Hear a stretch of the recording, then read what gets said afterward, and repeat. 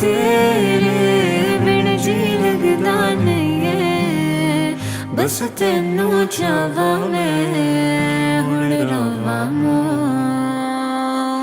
हुण ते रोज तेनू चाहने जांदे, तेरे हुस्न ते मरदे इसी रोज की करिए सजना बोल।